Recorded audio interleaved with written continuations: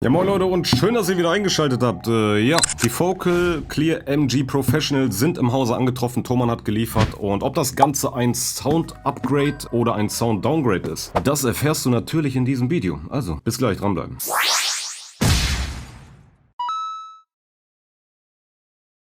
Ja, man hat es schon so ein bisschen an meinem Tonfall gemerkt. Ich bin sehr enttäuscht. Also ich hätte nicht gedacht, dass die Kopfhörer mich so dermaßen enttäuschen. Ich sag mal so, auf dem ersten Blick sehr, sehr attraktiv.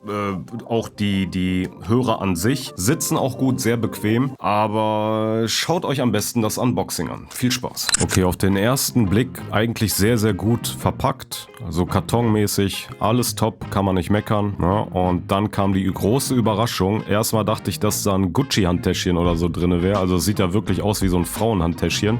Extra noch mit so einem Gummigriff, ja, damit man die Tasche beim Einkaufen gehen auch schön tragen kann. Also es sieht für mich total bescheuert, genau.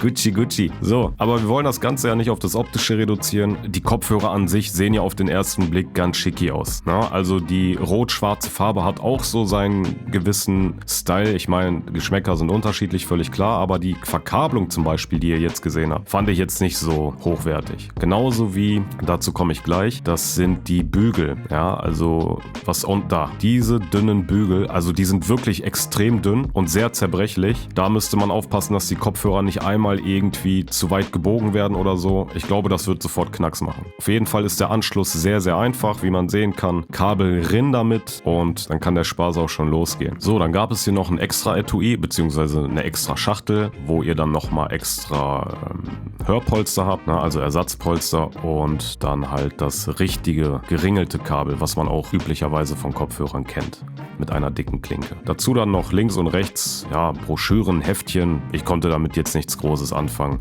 Ich denke mal Gebrauchsanleitung oder so, was weiß ich. Ja, und das war's dann. Okay, schauen wir uns die Session nochmal an. Also, ich habe ja den kompletten Beat mit den Odyssey-Kopfhörern neu gemischt und konnte dann Frequenzüberlappung gerade in diesem Bereich bei den Plug-Layern sehr gut raushören und begradigen. Und zwar mit folgender Methode.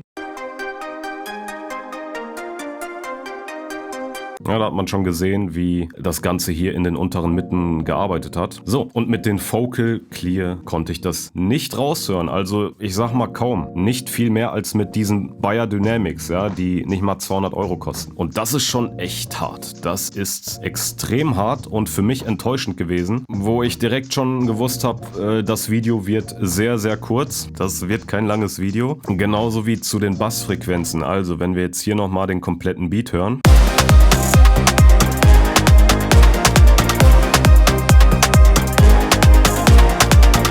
Das, was ich mit den Focal Clears gehört habe, höre ich auch mit diesen Kopfhörern. Ja, obwohl das erstens offene, geschlossene sind und 1000 € Unterschied. So, Fazit des Ganzen. Lohnt sich das Ganze? Für diesen hohen Preis? Aus meiner Sicht ein ganz klares Nein. Punkt 1, Low-End-Bereich, nicht so detailreich. Bass etwas verwaschen. Also ich finde, bei den Odyssey-Kopfhörern konnte man den Bass zwar in den unteren Mitten detaillierter hören. Zwar nicht im Subbereich, aber in den unteren Mitten. Aber für den Preis ein absolutes No-Go. Dann sowieso die Mitten, die oberen, die unteren Mitten nicht so detailreich wie bei den Odyssey-Kopfhörern, wie gesagt, oder wie gerade gezeigt in der Cubase-Session. Das, was ich mit den Odyssey-Kopfhörern an Frequenzüberlappung raushören konnte, konnte ich mit den Focal Clears nicht mal ansatzweise raushören. Ja, das gleicht schon so ein bisschen den Bayer Dynamics, finde ich, von dem Raushören. Deswegen, das ist absolut unverständlich aus meiner Sicht.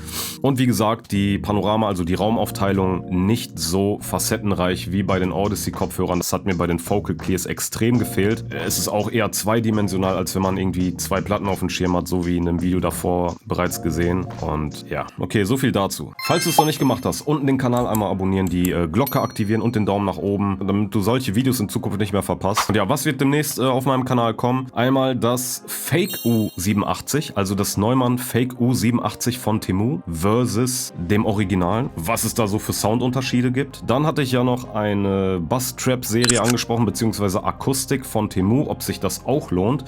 Denn das, was ich bestellt habe, hat sich vom Material her sehr gut angefühlt, aber muss man schauen, ob sich das auch wirklich in der Masse lohnt. Da gibt es ja noch Akustikpanelen und den ganzen Kram und wie gesagt, das schauen wir uns hier auf dem Kanal auch noch an. Dann gibt es auch ein bisschen was aus dem Videobereich. Ich werde ein Gimbal testen für einen günstigen Preis, ob das Ganze auch lohnenswert ist und wofür ein Gimbal überhaupt gut ist, ob es nur für Videografen ist oder auch für Musiker, wenn du jetzt, sagen wir mal, mit YouTube anfangen willst oder für Studio-Sessions und.